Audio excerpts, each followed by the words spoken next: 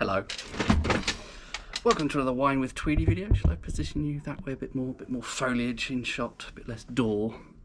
It is a scorcher today. My phone tells me the current weather forecast is 32 degrees and it definitely feels well over 30. So apologies if I look a bit red-faced and flustered.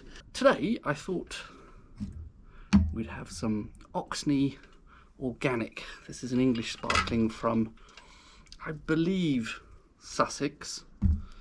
It's an interesting beast, organic wine.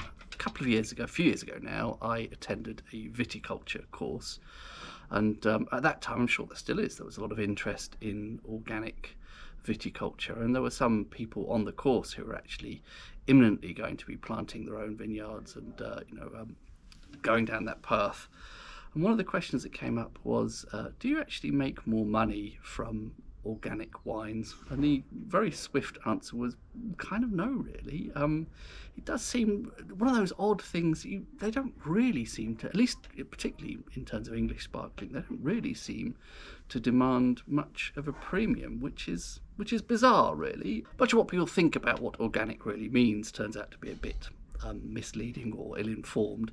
The reality is, organic doesn't mean that you can't spray your crop, whatever it happens to be, with anything. There's just a different list of things like pesticides and fungicides that you're able to use. So, for example, I have had in the past a bit of powdery mildew on my vines, and the classic remedy for that is sulphur, and sulphur is considered a perfectly acceptable organic ingredient. You can argue whether or not sulphur is an organic compound. Maybe it is, maybe it isn't, I don't know, I'm not a chemist. Anyway, probably none of that's really particularly helpful or relevant. But an interesting thing is, I recently bought a mixed case from Waitrose cellar, and this was actually one of the cheapest wines of the lot, the organic wine. You would think it would command a premium.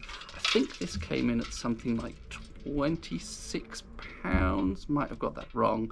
And actually they were back then, I don't know if it's still on, they were doing a 25% discount on 6 or more bottles, so it ended up very reasonably priced. I think once again I may have I've got a feeling I fell into this trap before. I've inadvertently ordered the Rosé. I didn't think I was ordering them.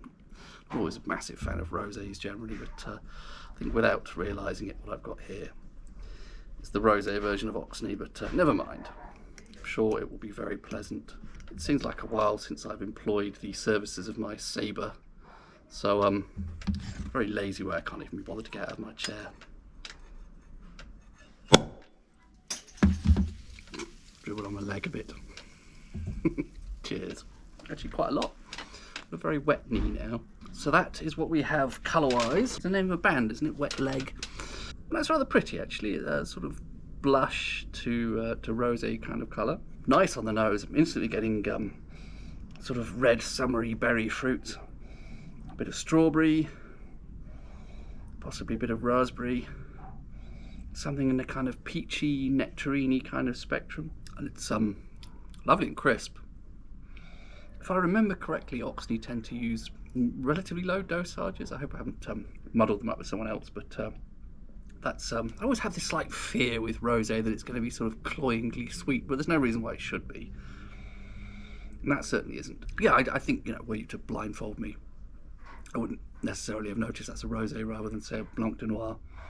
There's definitely a lot of Pinot character in that, given the sort of the berry fruits, but a stone fruit character. But yeah, it's nice. It's got a nice kind of minerality to it. It's pretty dry, crisp, quite elegant, mouth-watering. Slight sort of interesting bitter hints. And that sort of probably goes hand in hand with the kind of minerality.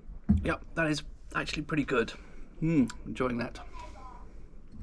Cheers.